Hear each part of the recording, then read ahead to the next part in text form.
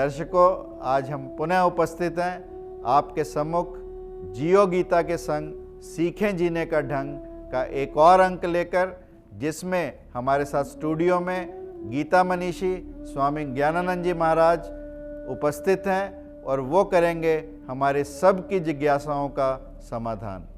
महाराज जी, आपकी गीता प्रेरणा पुस्तक से ही ये 4 लाइनें हैं कि ना स्वभाव से अपने विचलित तू हो, अर्जुन जरा देख धर्म अपने को, धर्म युद्ध से बढ़कर अच्छा कोई नहीं, कर्म क्षत्रिय के लिए है नहीं। तो धर्म के नाम पर युद्ध के लिए कृष्ण का अर्जुन को प्रेरित करना, आप इसे कहाँ रखते हैं? भगवत गीता में धर्म का जो अर्थ है वो केवल किसी मज़हब के लिए, रिलीजन की दृष्टि से नहीं है। भगवत गीता में धर्म का अर्थ है अपना कर्तव्य। मैं जहाँ हूँ वहाँ मेरा धर्म क्या है। जैसे स्टूडेंट का धर्म पढ़ाई में ध्यान लगाना है, एक व्यापारी का धर्म अपने व्यापार को कुशलता से और ढंग से करना है, एक टीचर का धर्म बच्चों के जीवन उत्थान की चिंता करना है। तो धर्म शब्द की व्याख्या गीता में जो जहाँ है वहाँ उसके कर्तव्य को लेकर है।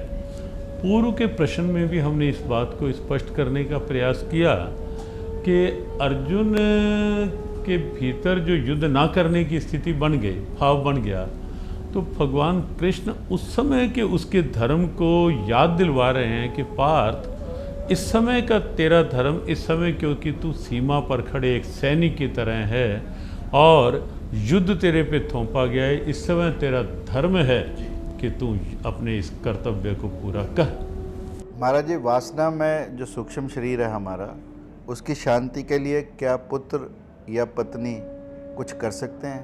क्योंकि महाभारत में भी पिंडदान की बात आती है, गीता में भी कहीं ना कहीं ये बात झलकती है, तो आपका इस बारे में क्या कहना है? देखो, वैसे तो भगवत गीता के अनुसार जीवन मुक्ति की स्थिति है कि मोक्ष भी जो है वो जीवन का श्रृंगार बने, बाद का उद्धार ना बने कि मरने के बाद का मोक्ष, वो उद्धार धर्म हो गया। तो गीता के अनुसार ये जो मोक्ष की स्थिति है वो जीवन का श्रृंगार बननी चाहिए। जीवन काल में अगर हम शांत हैं तो निश्चित रूप से उसके पश्चात भी मोक्ष की स्थिति। लेकिन जो प्रश्न आपने किया कि जीव के शरीर छोड़ने के बाद अगर पीछे पत्नी, पुत्र उसके निमित्त कुछ करते हैं, उनकी शांति के निमित्त, तो उसमें भी हम समझते हैं कि बुराई नहीं है, कठिनाई नहीं है, वो करते रहना अच्छा है। उसमें दोनों बातें सिद्ध होती हैं। एक बात तो ये सिद्ध होती है कि जब वो कुछ अच्छा करेंगे, कि प्राय क्या होता है कि देह त्याग जब कोई करता है परिवार का, तो मन अशांत, मन में ढेरों स्थितियाँ विचलित होने वाली रहती हैं। लेकिन जब वो कुछ अध्यात्म का आश्रय लेंगे, कुछ प्रार्थना करेंगे, कुछ शुभ क्रियाएँ करेंगे, तो एक तो उसकी प्रतिक्रिया में उन्हें शांति मिलेगी। महाराज जी, मनोविज्ञान भी यही कहता है। मनोविज्ञान ने ये कहा कि दूसरे की वासना को शांत करने के लिए किए गए जो प्रयास हैं वो कहीं ना कहीं अपनी वासना को शांत करते हैं। बहुत बड़ी बात आपने every action has got its equal and opposite reaction. बिल्कुल बिल्कुल। तो अपनी शांति निश्चित रूप से वहाँ साथ जुड़ी हुई है जो उस समय की आवश्यकता होती है। और दूसरी बात भी मनोविज्ञान के साथ, आपने मनोविज्ञान की बात कही तो हम भी मनोविज्ञान से जुड़ के ही कहेंगे, और उससे भी थोड़ा सा आगे कि मनोविज्ञान ने आज टेलीपैथी की बात भी कही। तो टेलीपैथी क्या है? टेलीपैथी एक शरीर का दूसरे शरीर के साथ मिलन की स्थिति नहीं है। कोई कहीं भी है तो टेलीपैथी अपना काम करती है। तो वो कौन है जो टेलीपैथी के रूप में काम करता है? वो हमारा अंदर का जीव। और विचार कौन करता है? पूर्व के प्रश्न के उत्तर में भी ये बात थी। विचार कौन करता है? अंदर का जीव। और ये टेलीपैथी क्रिया क्या है कि जब विचारों का स्तर, लेवल एक का दूसरे के विचारों के साथ एक लेवल पर आ जाता है बिल्कुल, और जहाँ विचार एक स्तरीय होते हैं वहाँ वो विचार पकड़े जा सकते हैं, पकड़ में आते हैं, वो टेलीपैथी सामान्य सी बात है। लेकिन जब यही इसी टेलीपैथी को आप इस रूप में भी देखें कि जब कोई क्योंकि जीव ही निकला है ना, मृत्यु शरीर की हुई है, समाप्त शरीर हुआ है, जीव नहीं। और विचार जीव करता है, विचारों को ग्रहण भी जीव करता है। तो जब कोई किसी के निमित्त से बिल्कुल विशुद्ध भाव से, संकल्पित समर्पित भाव से किसी के निमित्त से कोई ऐसी क्रिया कर रहा है, तो उस टेलीपैथी को भी यदि लें तो उसकी प्रतिक्रिया अपने तक भी पॉजिटिव होगी और उस जीव के लिए भी निश्चित रूप से उसका प्रभाव बनता है, बनेगा। यही सनातन आस्था है और यही विचार दृष्टि से देखें तो मनोविज्ञान भी इस रूप में इसे मानता है। बिल्कुल सत्य कहा महाराज जी, क्योंकि गुरजीएफ ने इस बारे में कई प्रयोग किए और उन्होंने जो टेलीपैथी की बात आपने कही, उन्होंने इसको सत्य सिद्ध किया। फ्रायड ने भी बहुत सारे प्रयोग इस बारे में किए।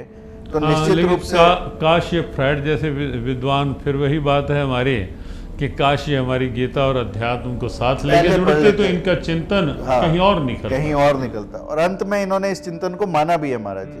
अंत में अपनी अंतिम वेलाओं में इन सब ने इस चिंतन को माना भी है, ऐसा भी लिखा गया। महाराज जी, जो पश्चिम के नीतिवादी लोग हैं वो गीता को एक नैतिक किताब मानते हैं और उनका कहना है कि या तो ये अति नैतिक है या अनैतिक या इमोरल या एमोरल, कम से कम मॉरल तो नहीं है उनका कहना है। इसके पीछे क्या कारण है? हमें लगता है कि इनको हम इंटेलेक्चुअल तो नहीं कह सकते ऐसे लोग। मैंने तो तथाकथित पहले ही सो कॉल्ड इंटेलेक्चुअल ही कह सकते हैं ऐसे लोगों को कि या तो उनको नैतिकता की परिभाषा ही नहीं पता, वो जानते ही नहीं कि मॉरल्स हैं क्या, नैतिकता है क्या। गीता में अगर कोई अनैतिकता का आरोप करता है तो हम उस विषय में एक ही कहेंगे कि कहीं ना कहीं उसकी मानसिकता में अभी नैतिकता वाली सोच ही नहीं। वो तो महाराज जी जो आपने युद्ध की क्लैरिटी कर दी कि युद्ध को थोपा गया था, वो इतनी सी बात से वो लोग मानते हैं। बाकी वो तो आपने क्लैरिटी कर ही दी। और तो भगवत गीता में आप देखेंगे ना, भगवत गीता से बढ़कर नीति की बातें कहाँ देखेंगे। और अंतिम श्लोक आप देखें संजय वाच का, उस संजय दिव्य दृष्टि से युक्त है तो संजय निष्कर्ष निकालते हैं गीता का 700वें श्लोक में, यत्र योगेश्वरा कृष्णो यत्र पार्थो धनुर्धरः तत्र श्रीर विजयो भूतिर ध्रुवा नीतिर मतिर मम।